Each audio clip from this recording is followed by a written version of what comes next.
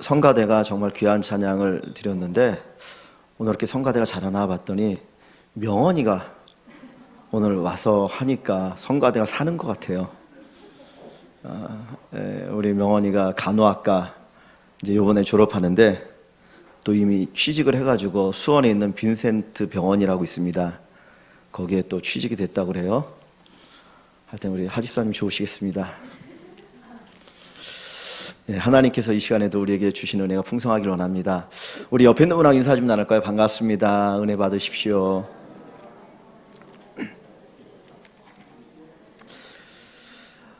몇 주 전에 일산의 킨텍스에서 청년들을 위한 리더십 컨퍼런스가 있었습니다. 거기에 이낙연 국무총리가 초대되어서 청년들의 강연을 했는데 나름대로 준비한 강의 원고가 있었는데 그냥 안주머니에다 집어넣고 청년들이 하고 싶은 이야기 3가지를 했다고 합니다. 첫 번째가 인사 잘하라. 인사를 잘하자. 저도 누누이 강조하는 거거든요. 우리 아이들에게도 그러고 인사만 잘해도 반은 먹고 들어간다. 인사 잘해라. 두 번째, 자기를 낮춰라. 겸손해라. 그리고 세 번째가 상대방을 높여라. 이 3가지를 청년들에게 이야기를 했다고 해요. 근데 제가 그 뉴스를 보면서 느낀 게 뭐냐면 그분의 삶을 이야기한 것 같다. 제가 그분은 잘 모릅니다. 그러나 매스컴이나 이런 데서 나타난 그분의 모습을 보면 나름대로 참 인사를 잘하는 것 같고 자기를 낮추는 것 같고 상대방을 높이려고 하는 그 모습이 있는 것처럼 느껴졌어요. 그 영암에 있는 전라도 영암에 있는 교회 집사님으로 알고 있습니다. 그런데 그분의 삶 속에서 그런 부분들이 있었기 때문에 국무총리로 발탁하고 또 국무총리가 되지 않았나 생각을 갖습니다.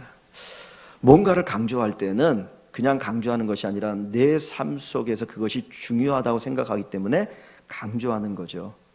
바울 사도가 이 골로새서에서 감사라고 하는 단어를 7번 쓰고 있습니다. 감사해라, 감사해라, 감사해라, 또 감사한다. 바울 사도가 감사를 7번 쓰는 이유는 뭡니까? 그가 감사의 삶을 살고 있기 때문입니다. 오늘 본문 속에서 3절에 걸쳐서 매 절마다 감사를 얘기하고 있고 감사할 것을 요청합니다. 그것은 바울 사도가 감사의 삶을 살고 있다는 것을 보여줍니다. 지금 이 바울 사도는 이 골로새서를 기록할 때에 로마 감옥에 갇혀 있을 때입니다. 감옥이라는 것이 오늘날처럼 좀 그래도 편한 것이 아니라 그때는 어두침침하고 습기 차고 춥고 그런 아주 안 좋은 환경에 있습니다. 도둑질하다가 감옥에 갇힌 것이 아니고 복음을 전하다가 로마 감옥에 갇혀 있는 아주 좋지 않은 환경 속에 있지만 바울은 그 속에서도 감사하였고 그 속에서도 감사를 이야기합니다. 오늘 저와 여러분들이 바울 사도처럼 감사의 삶을 살아갈 수 있기를 원합니다. 이제 추석 명절이 되었는데 추석 명절 하면 풍요로움이 생각나죠. 그래서 더도 말고 덜도 말고 한가위만 같아라. 그래서 감사를 표하죠. 우리에게 이렇게 풍요로움을 주신 하나님 앞에 감사하거나 또 예수 믿지 않는 분들은 어떤 조상의 은덕을 기리기 위해서 또 추석 때 차례를 지내기도 합니다. 그러니까 분명한 건 뭐냐? 풍요롭기 때문에 감사한다는 거예요. 그러나 정말 풍요롭기 때문에 감사하는가? 어떤 분들은 풍요로워도 많은 것을 가져도 좋은 환경 가운데 있어도 감사하지 못하는 사람이 있는가 하면 어떤 분들은 아주 좋지 않은 환경 속에 있어도 마치 바울처럼 감옥에 갇혀 있는 것과 같은 그런 열악한 환경 속에서도 감사하는 분이 있습니다. 감사는 외적인 조건에 있는 것이 아니라 내면의 풍요로움 가운데 있습니다. 내 마음이 풍요로우면 감사할 수 있습니다. 그러나 마음이 풍요롭지 못하면 결코 감사할 수가 없다라고 하는 겁니다. 여러분의 마음속에 정말 풍요로움이 가득하기를 주의 이름으로 간절히 축원합니다. 바울 사도의 고백 가운데 제가 가장 좋아하는 고백이 하나 있는데 고린도전서 15장에 있는 고백입니다. 나의 나된 것은 하나님의 은혜로다. 나의 나된 것은 하나님의 은혜로다. 이 짧은 고백 속에 바울의 삶의 모든 감사가 이렇게 표현되어 있다고 생각합니다. 나의 나된 것은 하나님의 은혜로다. 내가 다른 사도들보다 더 많이 수고하였지만 죽음의 위협을 겪으면서 복음을 전했지만 그건 내가 한 것 아니고 하나님의 은혜다. 내가 수많은 지식을 가지고 있고 세상적으로 박사기가 여러 개 되지만 그건 내가 얻은 것이 아니고 하나님의 은혜로다. 바울 사도가 죽은 자도 살리는 기적을 일으켰지만 그것이 내가 한 것이 아니고 하나님의 은혜로다. 바울은 자기 삶의 모든 것이 하나님의 은혜라고 고백합니다. 그가 존재하는 것, 그가 누리고 있는 것, 그의 삶의 모든 것이 하나님의 은혜임을 그는 고백합니다. 이 고백 속에 철저하게 하나님에 대한 감사가 있습니다. 우리 사랑하는 성도 여러분, 여러분들도 이 바울처럼 이런 고백에 감사가 있기를 원합니다. 나의 나된 것은 하나님의 은혜입니다. 나의 나된 것은 하나님의 은혜입니다. 어떻게 나 같은 사람을 택하셔서, 어떻게 나 같은 사람을 예수 믿게 하셔서, 어떻게 나 같은 사람을 하나님의 자녀 되게 하시고, 어떻게 나 같은 사람에게 저 영원한 천국에 들어가게 하십니까? 가장 부족한 사람, 가장 연약한 사람, 가장 미련한 사람인 나를 하나님이 택하셔서 하나님의 자녀 삼으시고 오늘날까지 인도하여 주신 것 감사합니다. 이 고백이 우리 모두에게 있어지기를 소원합니다. 하나님의 은혜를 받으면 감사하게 됩니다. 하나님의 은혜를 깨달으면 감사하게 됩니다. 그래서 오늘 본문 속에 보면 하나님께서 우리로 하여금 감사의 삶을 살 수 있도록 주시는 은혜 세 가지를 볼 수가 있습니다. 우리 인간은 인격적인 존재라고 이야기합니다. 그죠? 인격적인 존재예요. 그거를 다른 말로 하면 지정의를 가진 존재라고 얘기할 수 있습니다. 하나님께서 우리의 지정의의 은혜를 주신다라고 하는 것, 그래서 감사케 하신다라고 하는 것이 오늘 본문을 통해서 볼 수 있습니다. 첫째, 하나님 우리에게 주시는 은혜는 그리스도의 평강입니다. 그리스도의 평강. 15절 말씀을 같이 봅니다. 15절. 그리스도의 평강이 너희 마음을 주장하게 하라. 너희는 평강을 위하여 한 몸으로 부르심을 받았나니 너희는 또한 감사하는 자가 되라. 두려움에 떨고 있는 제자들을 주님이 찾아오셔서 하신 말씀이 있어요. 너희에게 평강이 있을지어다. 너희에게 평강이 있을지어다. 평강은 하나님이 우리에게 주시는 선물입니다. 그래서 예수님께서 오늘 믿음의 성도인 우리에게 주의 평강을 말씀하고 계시고 그 평강을 통해서 감사하는 자가 되라고 이야기합니다. 우리 마음에 염려, 근심, 걱정, 두려움이 있으면 감사할 수 있겠습니까? 내가 많은 것을 누리고 살아도 내 마음에 염려, 근심, 걱정이 가득하면 그 사람은 결코 감사하지 않아요. 그러나 내가 가진 것이 없을지라도 하나님의 평강이 내 마음이 있을 때 우리는 감사할 수가 있게 됩니다. 내가 평강을 선택할 것이냐, 염려와 근심을 선택할 것이냐, 어떻게 보면 여러분들의 몫입니다. 하나님은 이미 여러분들에게 평강을 선물로 주셨어요. 근데 그것을 누리는 자는 감사할 수 있고요. 그렇지 않은 자는 감사의 삶을 살지 못합니다. 오늘 본문 15절을 다시 보시면 그리스도의 평강이 너희 마음을 주장하게 하라 했어요. 평강이 마음을 주장하게 하라. 이 말을 다르게 표현하면 다스리게 하라는 거예요. 그리스도의 평강이 너희 마음을 다스리게 하라. 내 마음을 염려, 근심, 걱정이 다스릴 것이냐, 아니면 그리스도의 평강이 다스릴 것이냐.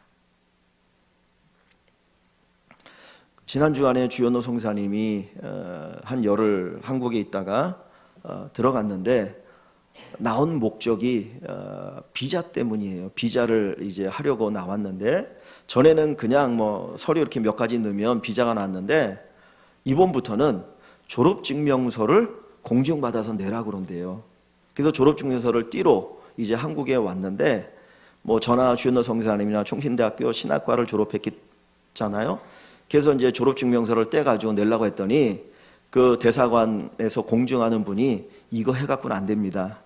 신학 전공이면 그냥 무조건 다 빠꿉니다. 그래가지고 공증을 할 수가 없는 거예요. 그래가지고 전화가 왔더라고요. 카톡에다 해가지고 이거 어떻게 해야 되느냐고. 그래서 제가 간단하게 얘기했어요. 고등학교 졸업증명서 보내라고. 고등학교 졸업증명서 보내라. 그랬는데 나중에 이제 또 그거를 중국에 있는지 물어봤더니 또 어떤 사람은 고등학교 졸업증명서를 냈더니 비자가 안 나왔다는 거예요. 그래서 너는 그래도 거기 회사의 대표로 있지 않느냐. 그러니까 될 수 있을지 모르니까 그냥 편하게 하고 내라 그랬거든요. 그래서 제가 얘기했던 게 걱정하지 말라고. 내가 할 수 있는 일이 있고 할 수 없는 일이 있는 거 아니냐. 하나님께 맡겨라. 하나님이 거구 땅에 복음 전하기 위해서 보냈는데 때가 찼으면 이제 나오게 하려면 비자 안 주실 것이고 아직도 할 일 있으면 거기 남게 하실 거 아니냐. 거기 있는 청년들을 모아서 직장 취직을 시키고 복음을 전하는 그 일을 하고 있잖아요. 근데 본인 입장에서는 12여 년 동안 그렇게 어려운 길을 걸어서 어느 정도 그래도 조금은 자리 잡아서 이제 사역을 할 수 있을 것 같은데 쫓겨나면 마음이 아픈 거예요. 그러나 분명한 건 뭡니까? 그냥 맡기는 거예요. 우리가 평안을 누리는 방법은 하나님을 신뢰하고 하나님께 맡기는 겁니다. 여러분 보십시오. 내 인생대로 되는 게 뭐가 있습니까? 우리 인생도 되는 거 별로 없어요. 결국 누구의 뜻대로 되어지는 거예요? 하나님의 뜻대로 되는 거예요. 하나님께 맡기면 평강이 있고요. 그 평강을 누리는 자는 감사할 수가 있습니다. 성경에 진짜 평강을 누렸던 사람이 있는데 베드로입니다. 베드로. 이 베드로가 복음을 전하다가 옥에 갇히기도 하고 매도 맞기도 하고 여러 가지 어려움을 당하는데 한 번 또 옥에 갇혔어요. 근데 옥에 갇혔는데 종교 지도자들 헤롯이 내일 사형에 처한다는 거예요. 내일이면 죽어야 됩니다. 그런데 베드로가 그 전날 밤 감옥에서 잠을 자는데 얼마나 깊이 잤던지 흔들어 깨워도 안 일어나. 그러니까 천사가 발로 톡톡 차가지고 겨우 깨웠습니다. 그리고는 옥에서 나오는 기적을 일으켜 주거든요. 왜 베드로가 내일이면 사형당하는데 그렇게 편히 잠을 잘 수 있겠습니까? 혹시 여러분들 가운데 내일 죽는다고 한번 해보십시오. 잠잘 수 있는 분이 누가 있겠습니까? 내일이면 내가 죽어야 돼. 뭐 염려, 근심, 걱정이 있지 않겠어요? 근데 하나님께 맡기는 사람, 하나님께 맡기니까 베드로는 그 평강을 누리는 거예요. 오늘 그리스도의 평강을 우리에게 주신다 그랬습니다. 그 평강을 누리셔서 감사함이 넘치기를 소원합니다. 여러분 마음속에 그리스도의 평강이 주장되어지고 우리 공동체 안에 그리스도의 평강이 넘쳐서 개인적으로도 감사가 있고 공동체적으로도 감사가 있는 그런 축복이 있기를 간절히 축원합니다. 두 번째로 하나님이 감사할 수 있도록 우리에게 주시는 은혜는 그리스도의 말씀입니다. 그리스도의 말씀 16절 말씀 같이 봅니다. 그리스도의 말씀이 너희 속에 풍성히 거하여 모든 지혜로 피차 가르치며 권면하고 시와 찬송과 신령한 노래를 부르며 감사하는 마음으로 하나님을 찬양하고. 그리스도의 말씀이 우리 속에 풍성히 거하면 감사의 찬양을 드릴 수 있다 그랬어요. 그러니까 말씀이 충만하면 감사가 충만합니다. 여러분의 마음속에 하나님의 말씀이 충만히 거하면 내 안에 드러나는 모습은 감사의 고백이 넘치게 된다는 거예요. 진짜 예수의 말씀이 있는데 감사가 없고 원망과 불평하는 사람이 있을 수가 없어요. 하나님의 말씀이 우리 안에 충만하여서 감사의 고백이 차고 넘치기를 원합니다.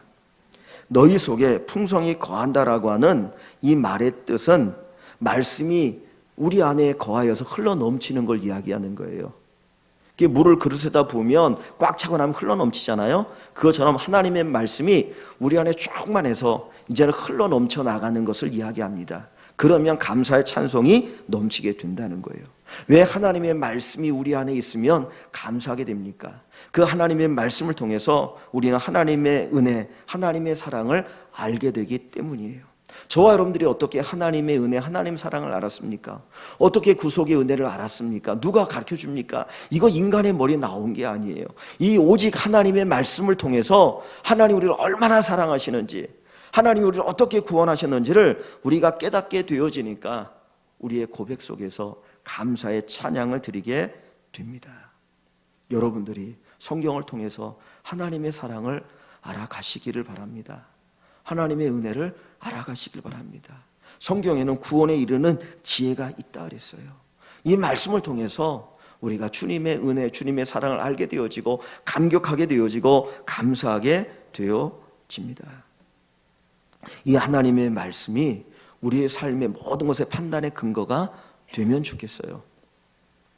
우리 성가대가 이 앞에서 귀한 찬양을 이렇게 들려줬는데 저는 뒤쪽에 있으니까 얼굴이 안 보여요. 그래서 이제 앞에 있는 모니터를 봤는데 모니터를 저 맨 끝에서 이렇게 이제 카메라로 비추니까 이 성가대원들만 보이는 게 아니라 회중석이 보이거든요. 근데 여러분들이 TV를 보셔서 뭐 스포츠 같은 거 보면 알겠지만은 위에서 비추면 공간은 커 보이고 사람은 적게 보입니다. 축구 같은 걸 보면 축구장이 있잖아요. 거기 22명이 막 이제 운동을 하잖아요. 근데 공중에서 보이면 수직으로 이렇게 딱 찍기 때문에 머리 요거 보이니까 공간은 넓어 보이고 사람은 적게 보여요. 얼마 안 있는 걸로 보여요. 그런데 평면에서 이렇게 찍어서 보이면 꽉 차게 보입니다. 어떤 각도에서 보느냐에 따라서 달라져 보인다는 거예요. 우리가 인생을 살아갈 때 수많은 사건들을 만나는데 어떤 각도에서 어떤 앵글 속에서 또는 어떤 필터를 가지고 바라보냐에 따라서 그 일 하나하나가 달라 보여요.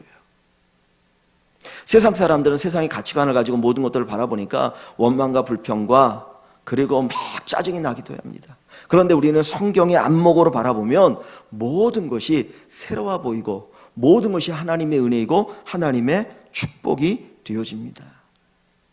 그래서 하나님의 말씀이 풍성한 사람은 항상 감사가 넘치게 되는 거예요. 로마서 8장에 모든 것이 합력하여 선을 이루느니라. 모든 것이 합력하여 선을 이루느니라. 우리가 그 말씀을 모를 때에는 당장 내 앞에 당하는 어려움과 환난 또는 손해에 대해서 막 분노하잖아요. 아, 내가 왜 이런 손해를 당해야 되느냐. 난 너무 억울해요. 그런데 하나님의 말씀을 알고 그 말씀의 눈으로 바라보면 아, 이것도 내게 은혜구나. 이것도 내게 복이구나. 이것도 합해서 내게 선을 이루게 하는구나. 야고보 1장에 보면 그리스도인들에게 뭐라고 얘기합니까? 고난을 어떻게 해요? 기뻐하라는 거예요. 고난 받는 걸 기뻐하라. 여러분 고난 받는 걸 기뻐할 수 있습니까? 그런데 기뻐하라는 거예요. 성도는 기뻐할 수 있다는 거예요. 왜? 그 고난이 뭘 만들어요? 인내를 만들어요. 고난이 인내를 만나요. 참는 걸 만든다는 거예요. 그리고 인내는 결국 우리를 어떤 사람으로 합니까? 온전한 사람이 되게 한다는 거예요. 그러니까 고난이라는 그 자체는 원망거리고 불평거리가 될 수 있는데 하나님이 어떻게 역사하시는지를 성경의 눈으로 보니까 감사할 수 있게 되는 겁니다. 그래서 말씀이 우리 안에 풍성히 거하면 감사의 찬송을 드리게 됩니다. 여러분 안에 그리스도의 말씀이 풍성히 거하기를 원합니다. 단순히 지식이 있다는 걸 의미하는 게 아니고요. 이 말씀이 여러분의 말씀이 되어지고 여러분의 생각이 되어지고 여러분의 마음이 되어져야 합니다. 말씀이 풍성히 거하면 우리가 예수의 마음을 품고 살아가게 돼요. 이 마음을 품으라 곧 그리스도 예수의 마음이니. 말씀을 가지면 우리의 생각이 변화되어집니다. 너희는 이 시대의 풍조를 따라 살지 말라 그랬어요. 마음을 새롭게 함으로 변화를 받아라. 뭘로? 말씀을 통해서. 그래서 하나님의 말씀이 저와 여러분 가운데 풍성히 거하여서 우리의 생각을 바꾸고 마음을 바꿔서 우리가 모든 일에 감사의 찬송을 드리는 귀한 축복이 있기를 간절히 축원합니다. 세 번째로 우리가 감사할 수 있도록 하나님이 주신 은혜는 예수의 이름입니다. 예수의 이름. 17절 말씀을 같이 봅니다. 무엇을 하든지 말에나 일에나 다 주 예수의 이름으로 하고 그를 힘입어 하나님 아버지께 감사하라. 무엇을 하든지 예수의 이름으로 하고 예수님을 힘입어 하면 감사하게 된다는 거예요. 예수님의 이름으로 행하라는 겁니다. 여러분, 저나 여러분이나 예수님의 이름으로 행할 때 불평할 수 있을까요? 우리가 교회에서 봉사하다 보면 때로 불평이 나올 때가 있어요. 원망이 나올 때가 있어요. 근데 그때 가만히 보면 정말 그 순간 내가 예수님의 이름으로 하고 있느냐? 아니에요. 내 힘으로 하고 있어요. 내가 주인 돼서 하고 있더라고요. 그러니까 내가 열심히 일하는데 도와주지 않으면 원망 불평이 나오는 거예요. 그럼 마르다가 그러잖아요. 자기가 예수님을 불렀어요. 초대했어요. 지나간 예수님 오십시오. 제가 한 끼 식사 대접하겠습니다. 그렇게 불러놓고는 자기 동생 마리아가 예수님 앞에 앉아서 말씀을 들으니까 열받은 거예요. 원망이 나오는 거예요. 예수님 어떻게 그럴 수 있습니까? 내가 이렇게 열심히 일하는데 어떻게 내 동생이 예수님 앞에 말씀 듣고 앉아있게 할 수 있습니까? 오히려 예수님이 짜증을 내더라니까요. 왜 그래요? 자기 힘으로 하니까. 그런데 정말 예수님의 이름으로 하면 그럴 수가 없어요. 그 백화점 같은 데 진상 손님이 가끔 있다 그래요. 뭐 저도 뉴스 같은 데서 본 건데 뭐 돈 많다고 뭐 매출을 많이 올려준다고 아주 막 이렇게 하인다로도 직원들을 막 대하는 사람들이 있다 그러거든요.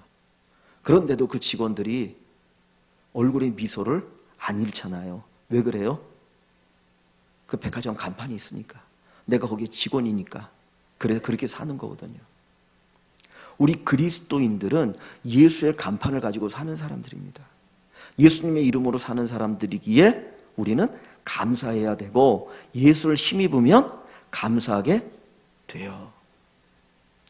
예수의 이름으로라고 할 때 우리가 예수님을 의지한다. 예수님의 권세를 갖는다. 예수님의 대리자로 행동한다는 거예요. 우리가 예수님의 권세를 가지고 예수님을 의지하여서 예수님의 대리자로 행동하는데 어떻게 원망 불평할 수 있겠습니까? 하나님께서 우리에게 감사하는 삶을 사십니다. 우리가 하나님께 맡길 때, 하나님의 힘을 의지할 때 저와 여러분들은 항상 감사의 삶을 살게 될 것입니다. 우리가 예수의 이름으로 한다는 것은 그 일이 내 일이 아니고 하나님의 일이 되어지는 거예요. 여러분 대통령이 무슨 일을 할 때 개인적인 거 빼놓고 국가적인 업무를 할 때 그분이 하는 일은 개인의 일이 아니고 누구의 일이 되는 거예요? 국가 일이 되는 거죠. 대한민국의 일이 되어지는 거거든요. 마찬가지예요. 우리가 예수님의 이름으로 한다면 내가 하는 그 모든 일이 내 일로 끝나는 게 아니라 하나님의 일이 되는 거예요. 그러면 누가 책임을 지십니까? 하나님이 책임을 지시는 거예요. 우리가 자식을 낳아 기르지만 그 자식은 우리의 자식일 뿐만 아니라 누구의 자식이에요? 하나님의 자식이잖아요. 그럼 누가 책임지십니까? 하나님이 책임져 주시는 거예요.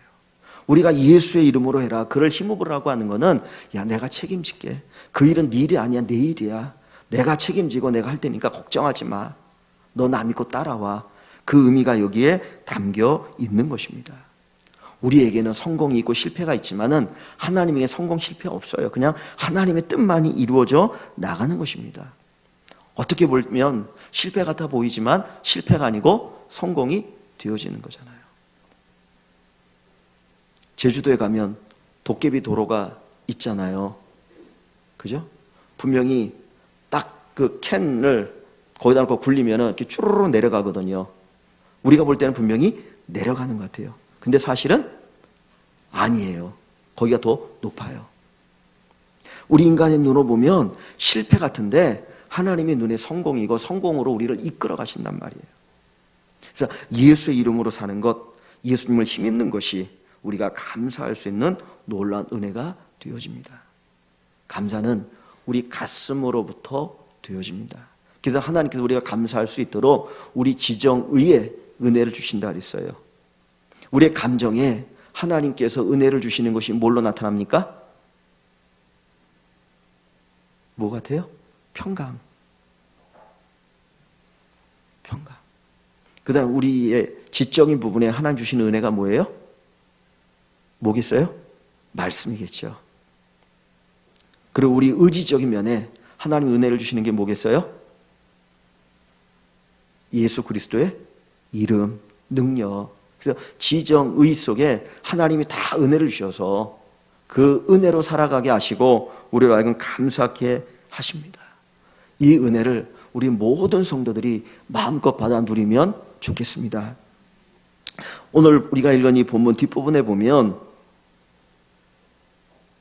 가정생활에 대한 이야기, 사회생활에 대한 이야기가 기록되어 있어요.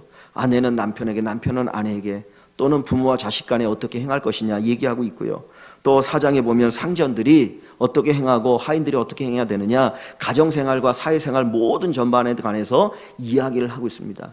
그런데 여러분, 바울 사도가 골로새서를 기록할 때 그냥 생각나는 대로 기록했겠습니까? 아니면 어떤 논리를 따라 기록했겠습니까? 어떤 논리를 따라 기록했겠죠. 우리가 사회생활을 잘하는 방법이 뭡니까? 우리가 가정생활이 행복한 방법이 뭡니까? 감사의 마음이에요. 감사의 마음이 있을 때 아내가 남편에게, 아내가 아내에게 감사하는 마음으로 대할 때 그 가정이 행복한 가정이 되어집니다. 부모가 자식에게, 자식이 부모에게 감사하는 마음으로 대할 때 그 가정이 행복해요. 사업주가 또는 직원이 서로 감사하는 마음으로 대할 때 그 사업장이 복받는 거 아닙니까? 그래서 오늘 본문에 먼저 감사를 얘기하는 겁니다. 너희가 먼저 감사하고 감사하는 마음을 가지고 가정생활을 하고 감사하는 마음을 가지고 사회생활을 해라. 이게 바로 성공의 비결입니다. 하나님이 우리에게 감사를 요청하실 때 감사할 수 있는 모든 조건을 우리에게 주셨어요. 외적인 조건에 의해서 감사하는 것이 아니라 우리 내면에 풍요로움이 있을 때, 하나님의 은혜가 차고 넘칠 때 감사하게 되어집니다. 그리스도의 평강이 여러분의 마음을 주장하길 원합니다. 그리스도의 말씀이 여러분 안에서 흘러넘치길 원합니다.